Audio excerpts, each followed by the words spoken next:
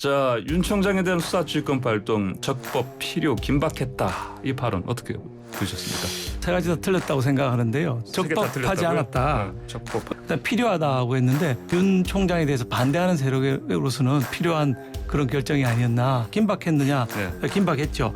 윤 총장이 진행하던 라임 수사가 네. 이제 막판을 향해 치닫고 있거든요. 30명 이상 기소가 됐고 네. 윤 총장이 수사 결과를 내기 전에 네. 끝내고 싶다는 이런 욕심이 예. 있었던 걸로 보고 있습니다. 검찰청법 8조에 대한 해석이 좀 다른 것 같습니다. 예. 혼자서 사법부처럼 독립돼 갖고 존재하겠다라고 하는데 이것은 그야말로 헌법을 무시한 발언이라고 생각이 됩니다. 준사법기관에 대한 예. 이해 부족에서 이제 그런 주장이 나온다고 생각을 합니다. 검찰이라는 것이 수사를 하고 기소를 하는 곳이지 않습니까? 일종의 사법기관이에요.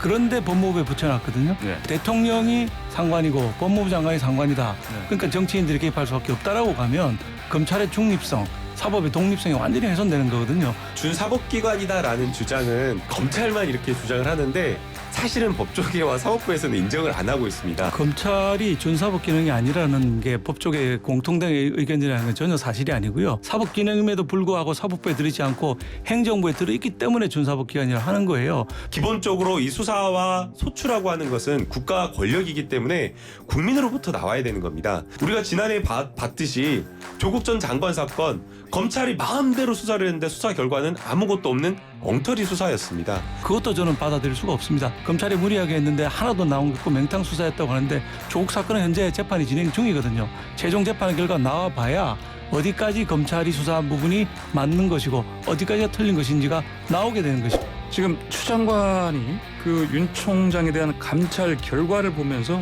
뭐 해임 건의안 제출 여부 판단하겠다 이렇게 얘기했습니다. 장관의 해임 건의 이전에 저는 대통령께서 뭐 하시나 싶어요. 지금 국민들이 굉장히 피곤하거든요. 그러면은 임명권자인 대통령께서 결심을 하셔야 된다고 생각합니다.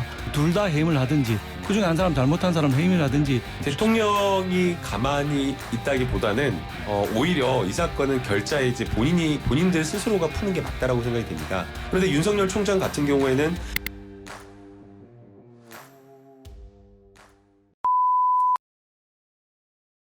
로이터 통신이 별세 직후에 발표한 통신의 내용을 보면 영어로는 tainted titan. 이 tainted라는 것은 썩은 이런 데에 방점이 더 찍혀 있다고 볼 수가 있어요. 예. 부패한 경영인으로서의 이미지가 더 많은 거 아닌가. 아무리 선행을 많이 하고 기여를 했다고 하더라도 그것이 그가 해온 악행과 비윤리, 불법을 덮을 수는 없다.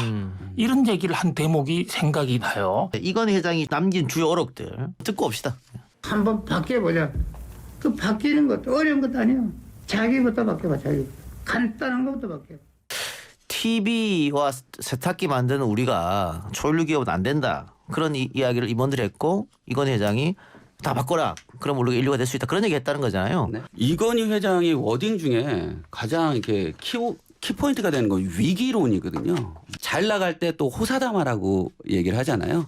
그래서 위기론을 꺼내면서 직원들의 그 고삐를 당겨서 좀 더 앞으로 초일류 기업으로 나가자는. 어쨌든 그 반도체 사업에 많이 투자해서 세계 1위기로 만든 건 아니냐. 사실 반도체를 왜 하게 됐느냐 시작에 대해서는 위인전 같은 얘기가 좀 흘러다니는 것 같아요.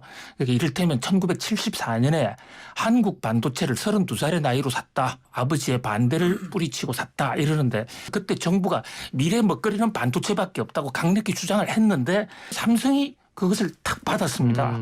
그러면서 정부의 전폭적인 지원을 받아낸 거예요. 자, 이건희 회장에 있어서 가장 극적인 순간은 언제인가? 우리 옛날에 조선조의 왕들이 선의를 하면 아들한테 맡겨놓고 아들이 너무 잘하면 막 치지 않습니까? 이명희가 장남으로서 잘하는 모습을 상당히 견제도 하고 이런 것들이 복합적으로 작용돼서 아들 둘을 쳐내고 그 대타로 사실 어부지리로 이건희 회장이 삼성의 승계자가 대승자가 된 거죠. 예.